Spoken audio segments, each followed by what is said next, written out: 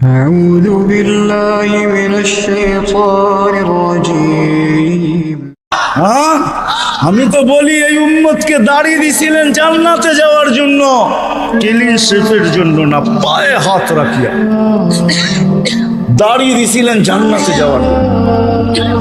জান্নাতটা নবীর সুন্নত। কার? কার?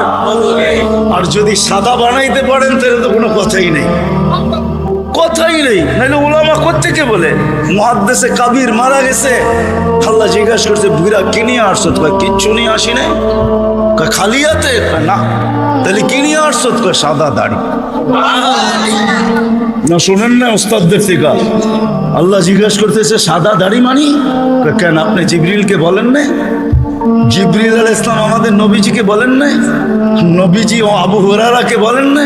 আবু হুরায়রা অমুককে বলেন না? অমুককে বলেন না? উনি আমাকে বলে নাই? সনদ শুনাইতেছেন আপনি নাকি সাদা দাড়ি দেখলে লজ্জা পান। আল্লাহ আয়েশা দিয়া বলছে সবাই সত্য বলছে, আমিও সত্য বলছি, মাফ করে দিলাম। যাও,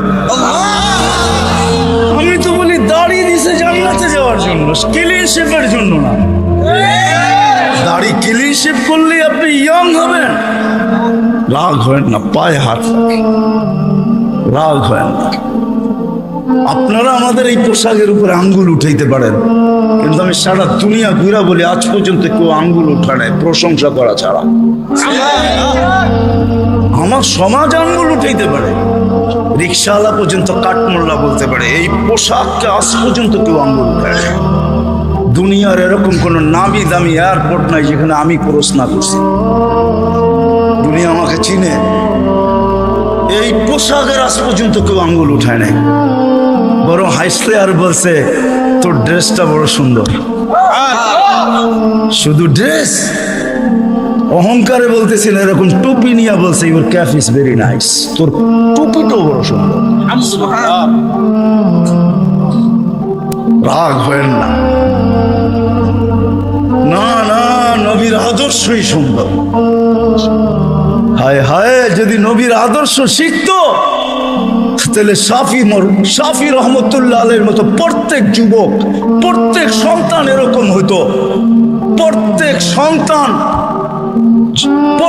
সন্তান হায় হায় হায় হায় এরকম শাফি রহমতুল্লাহ আলাইহির মতো, বাইজিদ বুস্তামির মতো হইতো।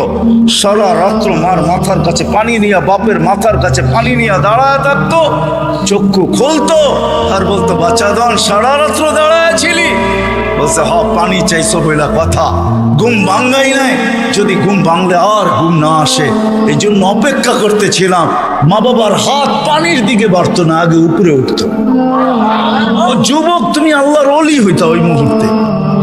শাফি রহমতুল্লাহ সারাদিন পরিশ্রমের পরে রাত্রে বাপের পাও টিপতেন, মার পাও টিপতেন, আর তেল মালিশ করে ঘুম পাড়াইতেন বৃদ্ধা মাকে। মাঝে মাঝে তালুতে চুমা দিতেন, মা কাইপা উঠতো। মা বলতো আমার পায়ের তালুতে চুমা। তো বলতো তোমার পায়ের তালুতে চুমা দেয় না, আমি তো আমার জান্নাতে চুমা দিয়া সাথ। তাইলে আমার সমাজের কোনো মা বাবাকে সন্তানের হাতে জান দিত না, তাইলে আমার মাটিতে কোনোদিন ঐশী জন্ম নিত না, এরকম হাজারো জন্ম নিত না। মিডিয়ার কয়টা আসে? হায় হায় হায়, পায়ে হাত রাখি রাখবেন।